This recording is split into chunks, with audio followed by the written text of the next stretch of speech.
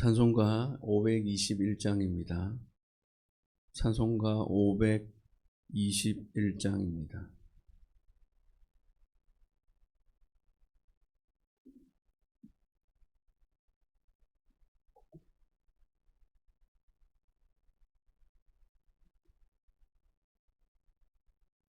구원으로 인도하는 그 문은 참 좁으며 생명으로 인도하는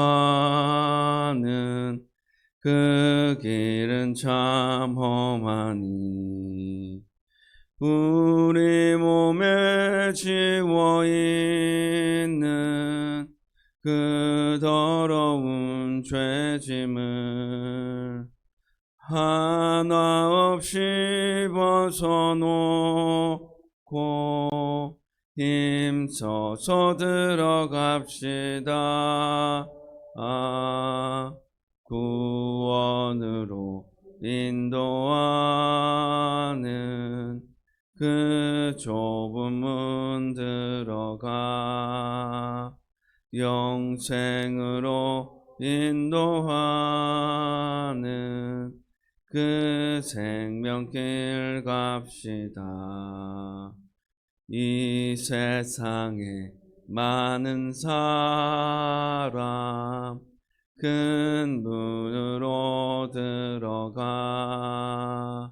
넓은 길로 갈지라도 멸망으로 끝나니 세상 헛된 부귀영화 모두 내어버리고 주의 말씀 순종하여 그 생명길로 갑시다. 구원으로 인도하는 그 좁은 문 들어가 영생으로 인도하는 그 생명길 갑시다. 구원의 문 열렸으니 주의 공로 힘입어 주저 말고 들어가서 생명길로 갑시다. 구원의 문 닫힌 후엔 들어가고 싶으나 한 번 닫힌 구원의 문 또 열려지지 않으리. 구원으로 인도하는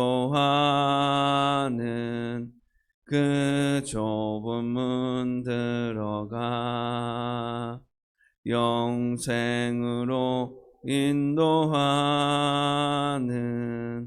그 생명길 갑시다. 아멘. 하나님의 말씀은 시편 80편 1절에서 19절까지의 말씀입니다. 시편 80편 1절에서 19절까지의 말씀 한 절씩 교독하시고 마지막 19절 말씀을 함께 읽도록 하겠습니다. 요셉을 양떼같이 인도하시는 이스라엘의 목자여 귀를 기울이소서. 그룹 사이에 좌정하신 이여 빛을 비추소서.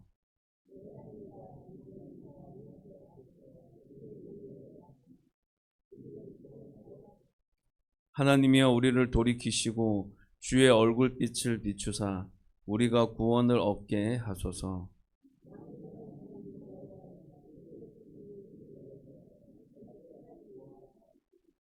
주께서 그들에게 눈물의 양식을 먹이시며 많은 눈물을 마시게 하셨나이다.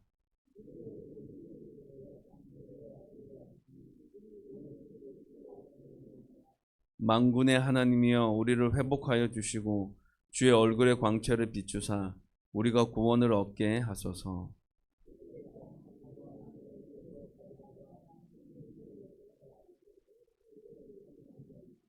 주께서 그 앞서 가꾸셨으므로 그 뿌리가 깊이 박혀서 땅에 가득하며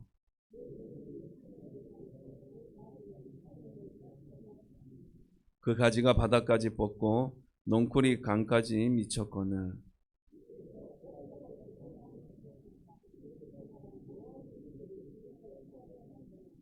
숲속의 멧돼지들이 상해하며 들짐승들이 먹나이다.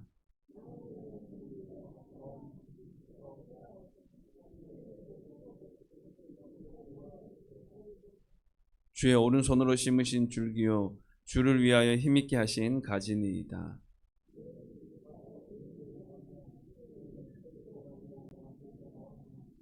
주의 오른쪽에 있는 자 곧 주를 위하여 힘있게 하신 인자에게 주의 손을 얹으소서.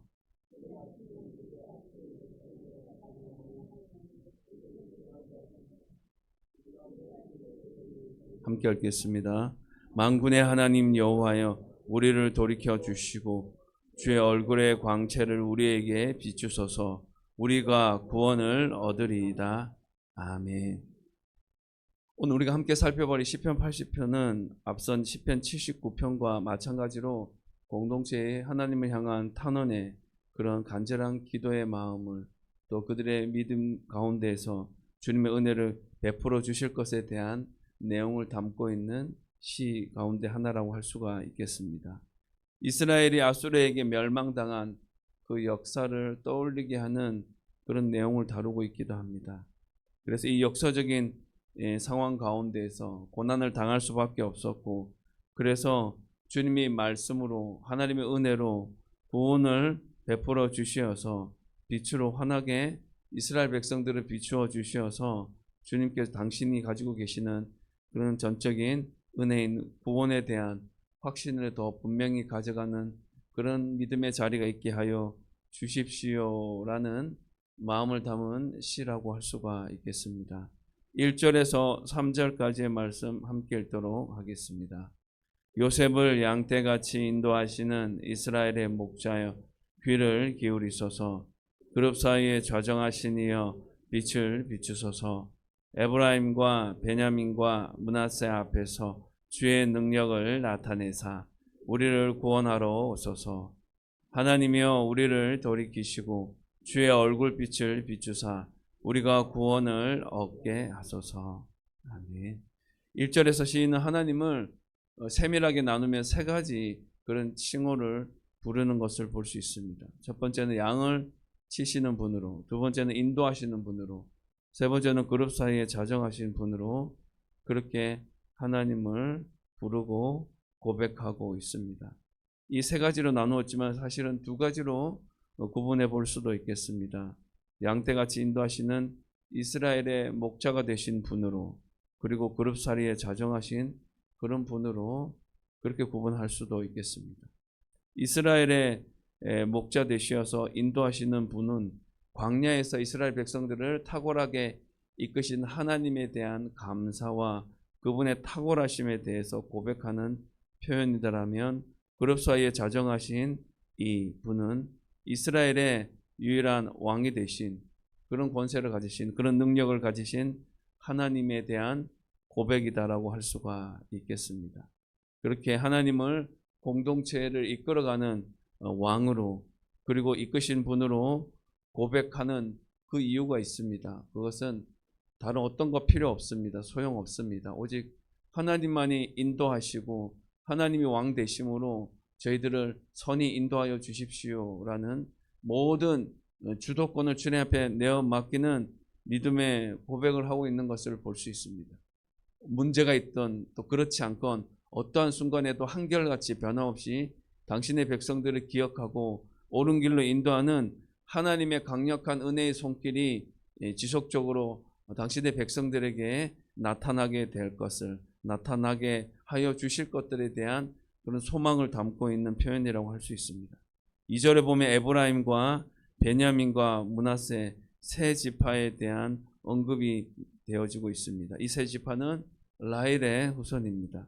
에브라임과 므낫세는 라헬의 아들이며 요셉의 아들들이고 이 베냐민은 라헬의 막내 아들이기도 합니다. 이 에브라임, 므낫세, 베냐민은 이 세 지파는 광야에서 한 진영을 이루어서 성막의 뒤에서 함께 행진하기도 하였습니다. 이 세 지파를 이 2절에서 언급한 이유는 출애굽 당시에 이 하나님이 이스라엘 군대에 앞서 나아가셨던 것처럼 하나님 당신께서 먼저 앞서 저희들 백성들을 선히 인도하여 주십시오 라는 믿음과 소망과 주님에 대한 전적인 신뢰의 고백을 담고 있다라고 할 수가 있겠습니다. 3절에서는 이스라엘 공동체가 잘못된 길로 가고 있는데 그 잘못된 길로 가고 있는 이스라엘 백성들의 그 마음들을, 그 생각들을 주님 돌이켜 주시기를 원합니다. 그리고 주님 당신의 환한 얼굴빛을 또한 당신의 백성들에게 비춰주셔서 건져내어 주십시오. 바른 길로 인도하여 주십시오. 그렇게 간절히 요청하고 있는 것입니다. 다시 말해서 하나님을 마치 빛나는 해에 비유하여, 새 속성에 비유하여서 하나님 임하여 주시옵소서. 하나님의 임재가 강력히 임하는 귀한 시간들 되게 하여 주십시오 라는 고백을 하고 있는 것을 볼 수 있습니다. 또한 더불어서 하나님의 은혜가 없으면 저는 이스라엘 백성은 그렇게 온전한 길로 나아갈 수 없습니다. 그렇게 어떻게 나아갈지를 알지 못하는 향방을 어느 방향으로 나아갈지 알지 못하는 저와 이스라엘 백성들을 주님 반드시 기억하여 주시고 선히 인도하여 주시고 믿음의 환한 빛을 비추어 주시어서 탁월하게 저희들을 주장하여 주십시오라는 고백이 담겨져 있는 것을 볼 수가 있습니다. 4절에서 7절까지의 말씀도 함께 읽도록 하겠습니다. 만군의 하나님 여호와여, 주의 백성의 기도에 대하여 어느 때까지 노하시리까? 주께서 그들에게 눈물의 양식을 먹이시며 많은 눈물을 마시게 하셨나이다. 우리를 우리 이웃에게 다툼거리가 되게 하시니 우리 원수들이 서로 비웃나이다. 만군의 하나님이여, 우리를 회복하여 주시고 주의 얼굴의 광채를 비추사 우리가 구원을 얻게 하소서. 아멘.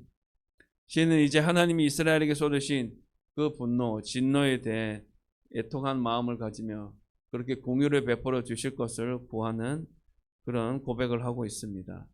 그래서 시인은 하나님을 만군의 하나님 여호와라고 그렇게 표현하고 있습니다. 이 만군의 하나님 여호와로 호칭하는 것은 하나님 당신만이 이 이스라엘 백성을, 저를 구해낼 능력자가 되십니다. 탁월한 전쟁의 용사가 되어 주십니다. 그런 마음밖에 없습니다. 다른 마음은 이제 다 내려놓습니다. 주님만 주장하여 주십시오. 주님 죄에 대해서는 분노하셨고 또 정일의 이스라엘을 심판하신 것 잘 알고 있습니다. 하나님이 진노하신 그것에 대해서 아직 당신의 그 진노와 심판이 그치지 않겠지만 그 가운데에도 은혜와 긍휼을 베풀어 주시옵소서라는 그런 마음이 담겨져 있다라고 할 수 있습니다. 이 4절의 말씀 가운데 어느 때까지 노하시리까? 라는 이 시인의 물음은 주님이 진노를 행하실 수밖에 없지만 그 진노 가운데도, 심판 가운데도 당신의 탁월한 긍휼을 베풀어 주시고 이스라엘 백성의 그 간절한 기도, 저의 그 간절한 기도에 속히 응답하여 주셨으면 좋겠습니다라는 그런 시인의 절규와도 같은 고백이다라고 할 수가 있습니다. 그렇습니다. 이스라엘 백성들에게 하나님께서는 잘못된 길로 그러더라도 불쌍하고 긍휼한 마음을 가지고 계셨고 그들에게 그들의 눈물을 흘리게 하셨지만 그들에게 필요한 양식을 공급하여 주셨습니다. 그리고 때로는 그들의 잘못을 돌이키지 않아서 눈물을 흘리며 통해 자복하게 하기도 하셨습니다. 이러한 현실은 과거 이스라엘을 광야에서 이끄셨던 하나님께서 이스라엘 백성들에게 하늘로부터는 그런 양식을, 만나를 내려주시고 또 굳은 반석에서 갈급한 자들에게 물을 내어 마시게 하여 주셨는데 그런 놀라운 역사와 이적이 있었지만 이스라엘 백성은 그것들을 감사하고 그것이 은혜였습니다 고맙습니다. 계속해서 고백하기보다는 오히려 하나님을 신뢰하거나 의지하지 못하고 의심하고 시험하기까지 하는 이스라엘 백성의 그런 완악한 모습을 또 잘 보여주고 있다라고 할 수도 있겠습니다. 그러나 그 가운데에도 하나님께서는 이스라엘 백성이 오직 하나님만 의지해야 한다는 것을 깨달아 알도록 하여 주시는 것을 볼 수가 있습니다. 우리가 은혜 가운데 있으면 은혜를 알지 못합니다. 태풍이 있을 때 그 태풍의 핵심에 있으면 얼마나 고요하고 잔잔한지 모르겠습니다. 그러나 그 주변은 난리도 아닌 것입니다. 그런 것처럼 우리가 주님 품 안에 있을 때 그 강력한 인도하심과 손길 가운데 있을 때는 그 은혜가 얼마나 귀하고 탁월한지 깨달아 알지 못하다가 조금만 그 은혜를 놓쳐버리고 잊어버리게 되면 그런 태풍의 주변 가운데서 휘몰아치는 그런 건물들과 그런 짐승들과 그런 자연 환경들의 그런 요동치는 모습처럼 그렇게 어찌할 바를 몰라 그렇게 헤매이며 유리방황하는 자의 모습에 설 수밖에 없는 그런 존재가 바로 저희 주일 수도 있다라는 것을 시인은 또 고백하고 있습니다. 이스라엘 백성들이 받는 심판은 마땅합니다. 당연해 보입니다. 그리고 이스라엘 백성들이 이제 용서를 구하고 주님이 긍휼을 베풀어 주시는 것에 대한 모습을 시인이 고백하는 것도 어째 보면 당연한 것입니다. 사랑하는 여러분, 이제 우리에게 심판이 임할 때 비로소 깨닫고 돌이키는 자가 아니라 어떤 일이 생기기 전에, 문제가 생기기 전에, 주님과의 관계가, 신뢰가 무너지기 전에 주님을 전적으로 붙들고 의지하는 저와 여러분의 삶의 자리가 계속해서 이어지게 되길 주님의 이름으로 축복합니다. 8절에서 13절까지의 말씀도 우리 천천히 함께 읽도록 하겠습니다. 주께서 한 포도나무를 애굽에서 가져다가 민족들을 쫓아내시고 그것을 심으셨나이다. 주께서 그 앞서 가꾸셨으므로 그 뿌리가 깊이 박혀서 땅에 가득하며 그 그늘이 산들을 가리고 그 가지는 하나님의 백향목 같으며 그 가지가 바닥까지 뻗고 넝쿨이 강까지 미쳤거늘 주께서 어찌하여 그 담을 허시사 길을 지나가는 모든 이들이 그것을 따게 하셨나이까. 숲속의 멧돼지들이 상해하며 들짐승들이 먹나이다. 8절에서 공동체, 이스라엘 공동체는 자기 자신들을 포도나무에 비유합니다. 그리고 출애굽 과정 가운데 주님이 어떻게 인도하여 주시는지에 대해서 한번 떠올려 보게 됩니다. 이스라엘을 애굽으로부터 해방해 주시고 약속의 땅 가나안으로 이끄신 분이 하나님이시지 않았냐라는 부분들을 8절에서 시인은 고백하고 있습니다. 9절에서는 그리고 무엇보다도 하나님이 이스라엘 백성들에게 개인적으로나 공동체적으로 그렇게 하나님이 그 백성들을 향하여 개인을 향하여 베푸신 그 놀라운 그 측량할 수 없는 한량 없으신 그 사랑이 있었다는 것에 대해서 말씀하고 있습니다. 그렇기 때문에 이스라엘 백성은 그렇게 올바른 그런 한 나라로서 강력한 민족으로서 자리매김할 수 있었다라는 부분들을 말씀하고 있기도 합니다. 그래서 이스라엘 백성들은 10절의 말씀을 통하여서 하나님의 은혜로 얼마나 부유해지고 풍성해지고 강해졌습니까? 라고 표현을 하고 있는 것입니다. 포도나무와 같은 이스라엘은 하나님이 가꾸어 주심으로 아주 큰 나무가 되었고 그 그늘이 산들을 가릴 정도가 되었다는 은유적인 표현을 하고 있습니다. 그리고 가지는 백향목과 같이 뻗어서 하늘을 향할 만큼 그렇게 자연적으로나 환경적으로나 그렇게 쉴 곳이 있는 풍성한 누릴 수 있는 삶의 자리가 생기게 되었다는 것을 얘기하고 있습니다. 11절의 말씀은 이스라엘 백성의 국력이 이제는 더 뻗어나가게 되고 확장되었다는 것을 보여주게 되는 것입니다. 21절의 말씀에 그 가지가 바닥까지 뻗고 넝쿨이 강까지 미쳤다는 것은 지리적으로도 계속해서 그 영역이 그 땅이 넓혀지는 것을 볼 수가 있는 것입니다. 그리고 12절 말씀을 통하여서는 그런데 반전이 일어나는 것을 보여주고 있습니다. 하나님이 그렇게 가꾸어 주시고 풍성케 하시고 번성하게 하시고 승승장구하게 하셨는데 이제 완전히 무방비 상태에 놓이게 되었다는 것을 시인은 고백하고 있습니다. 이 성벽에 대한 표현을 하는 것은, 성벽이라는 것은 다른 말로 하나님께서 신적인 존재가 그 지역을, 그 나라를, 그 백성들을 보호한다는 그런 의미가 있는데, 그 보호하는 의미인 그 성벽을 하나님께서 친히 머무셨다, 허셨다라는 표현을 사용합니다. 이 말의 의미는 무엇입니까?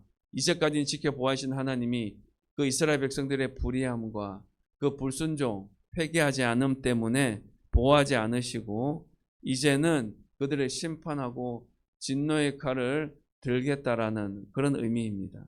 그래서 13절의 말씀에 이어지는 것처럼 그렇게 들짐승들과 같은 그런 강력한 나라들로부터 공격을 받아도 그렇게 당하게 되고 비참하게 패할 수밖에 없는 상황들을 보여주고 있습니다. 왜 이런 일들이 있습니까? 부유하고 풍요할 때, 문제가 없을 때, 괜찮을 때, 우리가 평안하다고 생각한 그때에도 더욱 주님의 말씀을 붙들고 의지하며 늘 주님 앞에 분명하게 견고히 서 있어야 하는데 그러지 않았습니다. 우상을 숭배하고 악을 행하는 불의함을 저질렀기 때문에 이스라엘 백성들에게 이런 하나님의 진노와 심판이 임하게 된 것들을 말씀하고 있습니다. 우리 한국의 여러 교회들을 한번 또 생각해 보게 되었습니다. 한국 교회가 어떻습니까? 짧은 기간 동안에 포도나무와 같이 세계 선교의 그렇게 역사상 그 유래를 찾아볼 수 없을 만큼 많은 부흥과 번성을 이루었습니다. 세계에서 가장 큰 교회가, 가장 많은 교회가 한국에 있다고 말할 수 있을 정도로 양적으로도 그리고 영적으로도 많은 성장을 이루었습니다. 그런데 지금 교회의 모습은 어떻습니까?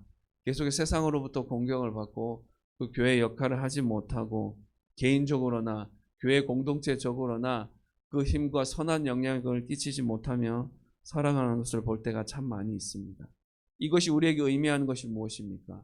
여호와께 돌아가야 하는데 더욱 힘든 때일수록 위기의 순간일수록 말씀을 붙들고 의지하며 나아가야 되는데 이 정도면 됐지 뭐, 나 하나만 내 믿음 신앙만 잘 지키면 되지 라는 생각들 때문에 이런 상황들이 생긴 건 아닌가, 그런 생각들을 해보게 됐습니다. 사랑하는 여러분, 교회는 또 교회인 우리 한 사람 한 사람은 세상의 공격 가운데 당할 수밖에 없습니다. 그러면 그 공격으로부터 우리는 어떻게 해야 합니까? 말씀으로 바로 서 있어야 할 것입니다. 기도의 줄을 놓치지 말아야 할 것입니다. 우리에게 맡겨진 책임과 의무와 사명을 힘있게 잘 감당해 나가고 그 사실을 잊지 않을 때 그 성도로서 또 세상 가운데서 선한 영향을 끼치는 믿음의 사람으로 그렇게 살아가야 한다는 것입니다. 이 사실을 잊지 아니하고 늘 더욱 견고히 믿음 가운데 굳건히 서 있는 저와 여러분들의 삶의 자리가 계속해서 견고하게 이어질 수 있게 되길 주님의 이름으로 축복합니다. 마지막으로 14절에서 19절의 말씀도 천천히 함께 읽도록 하겠습니다. 만군의 하나님이여 구하옵나니 돌아오소서. 하늘에서 굽어보시고 이 포도나무를 돌보소서. 주의 오른손으로 심으신 줄기요 주를 위하여 힘있게 하신 가지니이다. 그것이 불타고 배임을 당하며 주의 면책으로 말미암아 멸망하오니 주의 오른쪽에 있는 자 곧 주를 위하여 힘있게 하신 인자에게 주의 손을 얹으소서. 그리하시며 우리가 주에게서 물러가지 아니하오리니 우리를 소생하게 하소서. 우리가 주의 이름을 부르리이다. 만군의 하나님 여호와여 우리를 돌이켜 주시고 주의 얼굴의 광채를 우리에게 비추소서. 우리가 구원을 얻으리이다. 아멘. 포도나무는 사람의 돌봄이 꼭 필요로 하는 그런 존재입니다.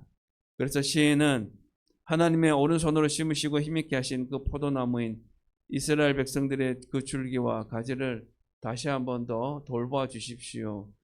기억하여 주십시오.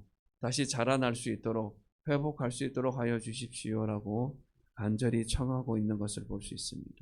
한때 이스라엘 백성이 어느 나라에 뒤지지 않고 손색이 없을 만큼 강한 때가 있었습니다. 그러나 그 강함도 하나님의 임재, 함께 하심이 사라지게 되면 불타고 베어지는 포도나무로 그렇게 전락할 수밖에 없다는 것을, 멸망할 수밖에 없다는 것을 잘 보여주고 있습니다. 그래서 늘 주님의 그런 권능의 오른손에 의지하며 주님의 그 손길에 의지하는 믿음의 모습을 가질 수 있도록 더욱 기도의 줄을 놓치지 않고 더욱 통해 자복함으로 주님 앞에 매달리는 이스라엘 백성이 되기를 소망합니다. 고백하고 있는 것입니다. 특별히 다윗과 같이 하나님 마음에 합한 왕이 주의 백성을 다스리고 하나님이 또 그 권능의 오른손을 얹어주실 때 온전한 회복이 이루어지게 될 것임을 말씀하고 있습니다. 시인 아삽은 그의 소원은 하나님의 백성이 하나님의 이름을 부르며 구원을 누리는 것이다라고 얘기하고 있습니다.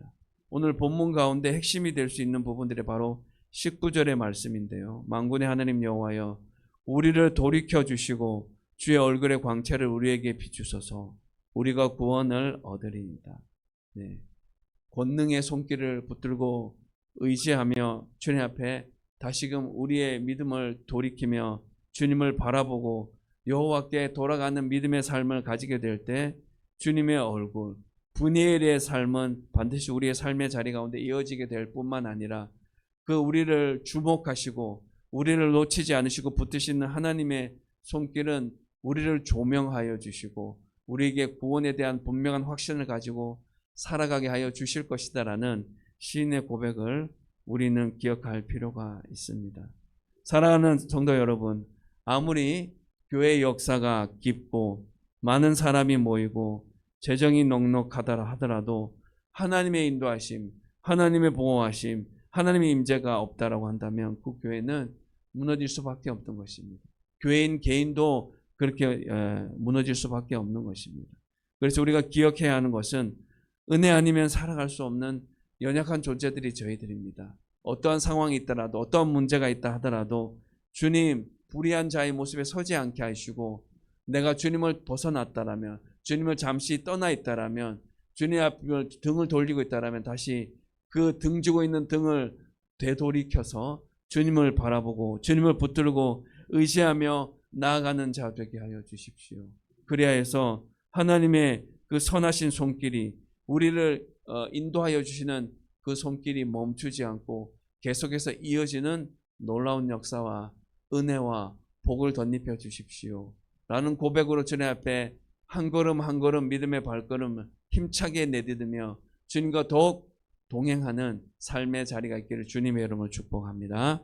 기도하겠습니다. 하나님 아버지, 오늘의 말씀을 통하여서 이스라엘 백성들을 얼마나 완악하며 그들의 풍족함과 부요함, 그들이 마치 잘해서 그런 이스라엘 나라가 강하게 된 것처럼 자연 환경이 좋아진 것처럼 그들이 평안함을 누리고 있는 것처럼 보여지지만 세상은 하나님의 임재가 임하지 못하였고 그들의 불순종과 그들의 불의함과 하나님의 진노를 불러일으키는 우상 숭배와 하나님의 거스름으로 말미암아 그들이 완악함으로 말미암아 주님께 돌이키지 않으므로 심판을 받을 수밖에 없고 진노를 당할 수밖에 없는 본질상 진노의 자녀가 될 수밖에 없는 존재였다는 것을 우리에게 알려주셔서 감사합니다.